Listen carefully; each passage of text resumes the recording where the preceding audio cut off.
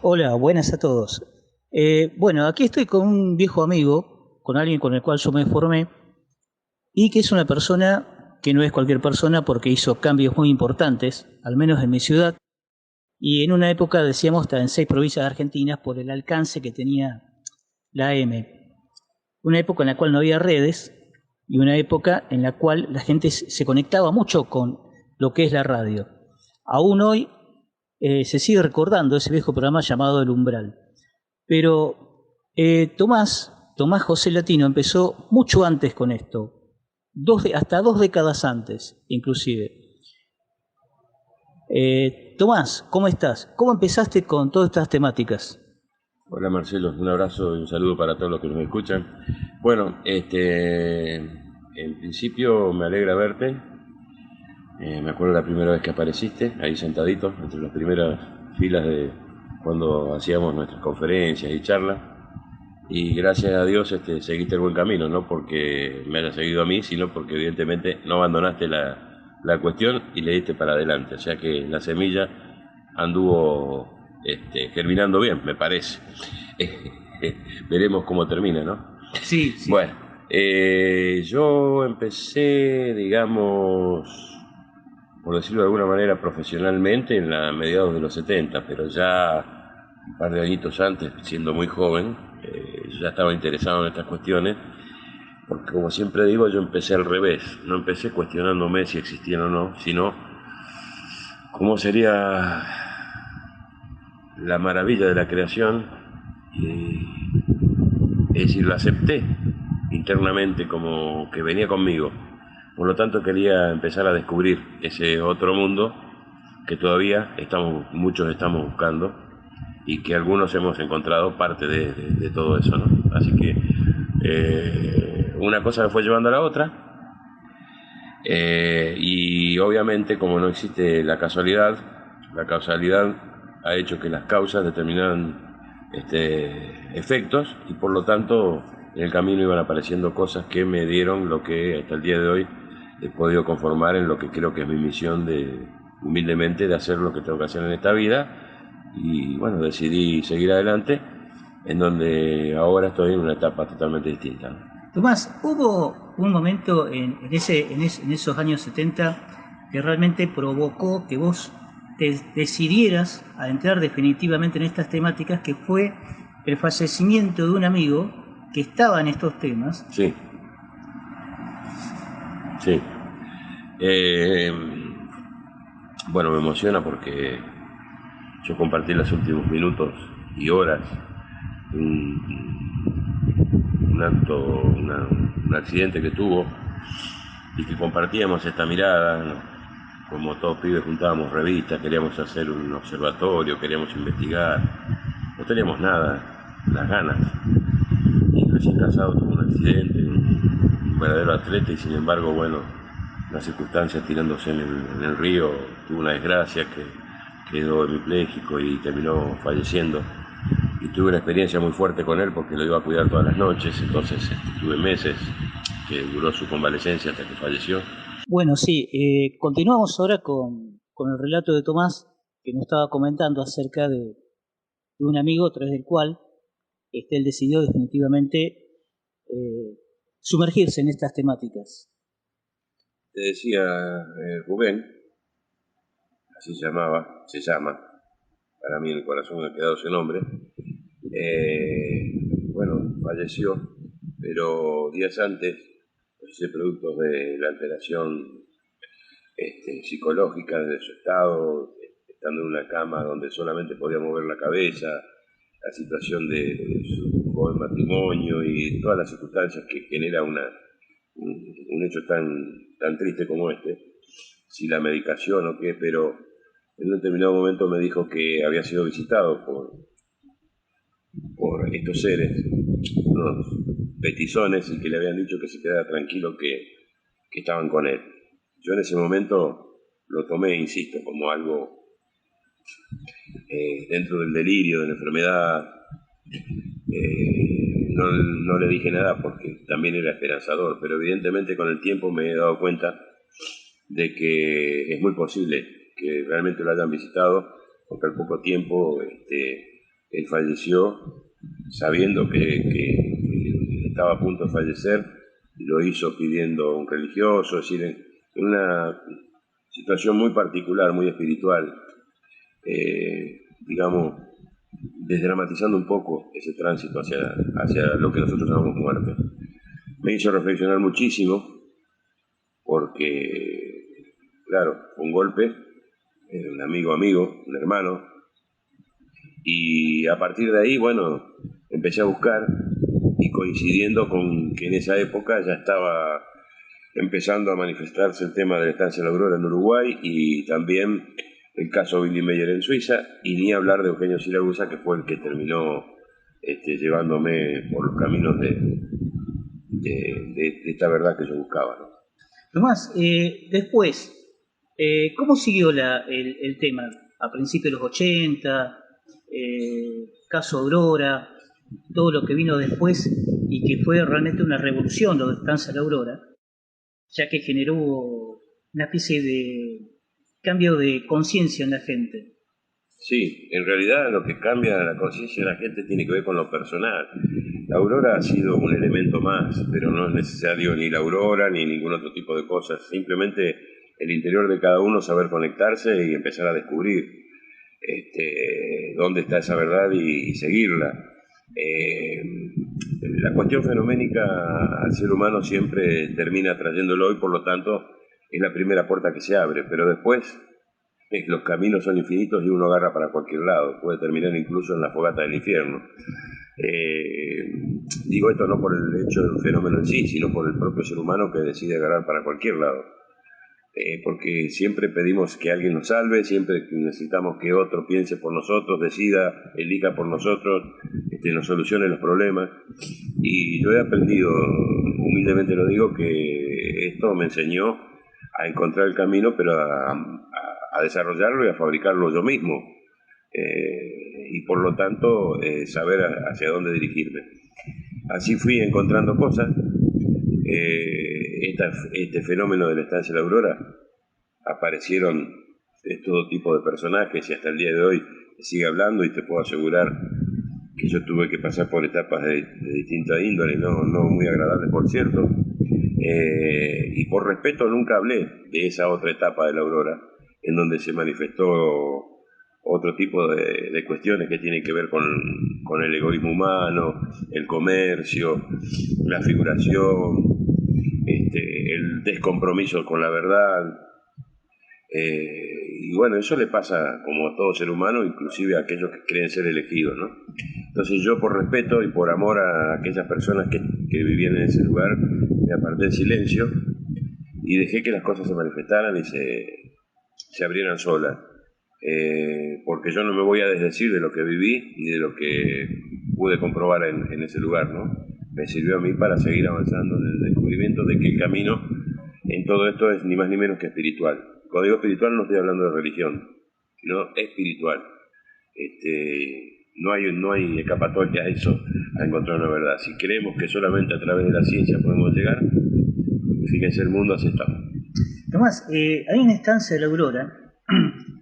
Se hablaba mucho que iba Neil Armstrong, que era muy amigo de Don Tona, así como también de unos humoristas que eran muy conocidos, sí, como Berugo Carámbula, Spalter y fundamentalmente Kika Almada. Sí.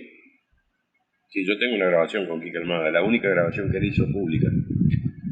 Me la concedió a mí. Él decidió hacerlo porque confió en mí, vio que lo que yo hacía, y con lo cual los uruguayos no me querían mucho, ¿no? Porque primero a un santafesino, un argentino y desconocido como yo, él contó su experiencia, y después te la paso obviamente para que la puedas reproducir, que fue extraordinario porque fue lo que él buscaba durante 30 años, le pasó a él ahí. Y sí, yo compartí esa amistad con Kika Almada, con otros puedo certificar que tuvo también, lo hemos visto. Hay un amigo que ya no está, amigo Mendoza, que ha fallecido, Oscar, él también daba certeza porque él también lo vio, que llegaba de incógnito, traído por la Fuerza Aérea de Uruguay, lo desplazaban inclusive para que no lo descubrieran. Obviamente que él nunca habló, se intentó comunicarse con la secretaria para que pudiera hablar y bueno, creo que fue el único astronauta de las misiones de Apolo que nunca habló ni dio conferencias públicas al respecto. Pero obviamente que en esa época yo no pensaba en llevar escribanos al lado mío, no existía la tecnología como para grabar, filmar y hacer filmar un conforme del que él estuvo ahí. Me tendrán que creer, sí o no. Yo sé y yo lo vi. Sé que estuvo, sé lo que dijo, sé lo que pensaba, sé lo que dejó, vi los elementos de la NASA, como a otros personajes que los pude ver, desde Figueiredo a científicos e hindúes, han pasado cada uno ahí, Pedrito Romagnón, que ha estado conmigo, y bueno, lo que yo puedo certificar es lo que yo estoy diciendo, pero insisto, no había un escribano legal como se pida ahora para como prueba, digamos. Realmente no me interesa si pueden creer o no. Cada uno en el corazón sabrá si lo que uno transmite es verdad o no. Yo lo atestiguo porque lo pude ver. No gano ni pierdo, ni tampoco nunca hice nada beneficioso para mí con todo esto. Así que, pero sí, él estaba y pudo decir la verdad sobre lo que pasaba en la Luna, lo que pasó con los astronautas. Sí, que tuvo un encuentro, él lo dijo. Y con un grupo de gente que estaba ahí nos mostró cómo era la cuestión y nos comparó a los seres humanos como hormigas en relación a ellos. Y si quisieran ellos nos aplastarían los hormigueros, pero que no piensan de la misma manera que nosotros. Ese pensamiento también coincidía con muchas cosas que yo empecé a descubrir y a dar cuenta de por qué digo que el camino es espiritual cuando hablamos de vida superior. Creemos que todo es a nuestra imagen y semejanza y es al revés. Hubo un hecho que yo me acuerdo que vos habías comentado y tiene que ver con el famoso ombú que estaba cerca del casco de la estancia. En ese momento, creo que fue en el año 86, 87, WhatsApp.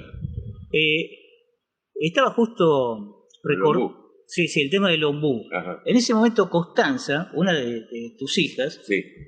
Ya actualmente ama de casa, con chicos, profesora de artes plásticas, ella le había agarrado con una especie de acidez. No, ella tuvo una descompostura, sí. Casi una infección estomacal, estaba con fiebre, estaba muy mal, y obviamente la llevamos al hospital ahí en Salto, y no le paraba la fiebre, tenía diarrea, estaba mal, nos preocupó. Entonces el dueño de la estancia nos dijo en su momento que tomemos un té con las hojas de ombú, pero de ese ombú, donde había ocurrido el fenómeno donde inició toda la historia de la estancia de la Aurora. Te imaginas que aquel que conoce un poco el tema del campo y demás, el ombú es justamente todo lo contrario, te aliviana en vez de contar. Claro. Dije, ¿cómo voy a hacer eso? Entonces digo, mira, vamos a confiar en lo que nos dijo y bueno, que sea lo que Dios quiera. Y así fue, le dimos un té hecho con esas hojas de ombú y al otro día mi hija estaba comiendo, estaba sin fiebre, estaba saltando alegremente, se le fue todo. Con lo cual yo después empecé a traer esas hojas y se las he dado a muchos sin que supieran que tomaban esas hojas de ombú y jamás nadie tuvo ningún problema diarreico como dice que produce, sino todo lo contrario. Muchos solucionaron problemas estomacales y otro tipo de enfermedades que no quiero mencionar porque después van a decir que uno hace medicina ilegal, ¿no? Tomás, ¿cómo fue, ya que estamos hablando del tema del ombú, cómo fue la historia del ombú? ¿Qué fue lo que ocurrió? Bueno, lo que yo recuerdo de aquella época, cuando Tona me contaba, quiero aclarar que puede salir un montón de gente diciendo que son auroreños y demás. Les puedo asegurar de que yo he estado semanas enteras, viajaba, volvía y al otro día iba a ir a la Aurora. Creo que el mismo dueño de la estancia un día me dijo, en cantidad de días, soy el que más ha estado acá y el que más conoce. Pero bueno, no lo digo para hacerme propaganda, ¿no? Pero conozco muchos que han hecho de esta historia creerse más importante que el hecho en sí o el lugar, ¿no? Y lo que importa es eso, el lugar que sirva para otras cosas, para cualquiera, incluso los que nunca han ido. Según Tona, fue a la madrugada, que pareció encenderse el cielo, se escucha como que cae algo del cielo, no objeto terrible de luz, cae sobre el ombú. Fue una explosión, fue un meteorito, digamos, que había caído, fue una cosa, imaginás el miedo que sintieron, se iluminó todo, se incendió, tuvo toda la noche prendido fuego ese ombú. Y bueno, el otro día cuando se animaron a salir, me decía, recién al mediodía nos animamos a salir, estaba humeando todavía, había quedado prácticamente en raíz, totalmente hueco porque había caído en el centro casi de alguna manera, y cuando se asomaron vieron que había quedado a una profundidad abismal, una cosa que se había desintegrado ahí, no tenía fondo, inclusive cuando se acercaban no podía estar más de 10 minutos porque se descomponían. Y con el tiempo él empezó a tirar cosas adentro para taparlo, porque quería que eso se tape, él quería.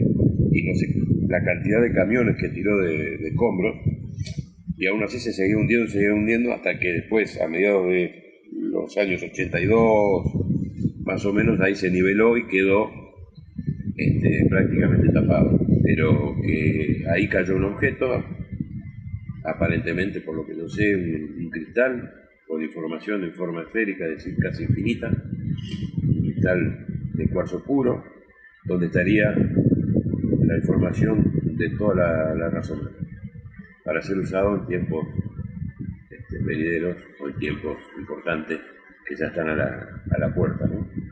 Y que ha sido profetizado por tantos lados, digamos, es un trabajo que se han encargado de hacer esta civilización, un registro, por decirlo de alguna manera, que solamente ellos pueden decodificar y ver porque tienen esa tecnología.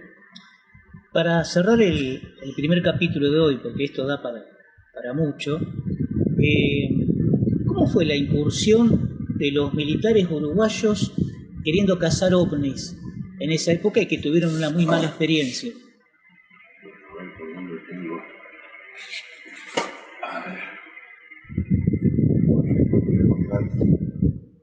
A mano por acá tengo una granada detonada que me traje. Bueno, tengo un lío acá, pero ya te lo voy a mostrar. Yo me acuerdo, había morteros, claro, un montón de cosas. Bueno, sí, quisieron hacer eso y después terminaron casados, pero es una historia larga, después te la cuento, porque el coronel ese después fue de otra manera, prácticamente se sacaba los zapatos antes de entrar a la estancia. Y aún hoy, no aún hoy, pero te digo, en principios de los 90, las marcas de las carpas de los soldados todavía estaban en alguna. Había que conocer la zona y la historia, porque es un campo muy grande y entonces hay que conocer para poder descubrir dónde estaban todas las marcas, las huellas, los hechos, las ocasiones, el sentido, el porqué.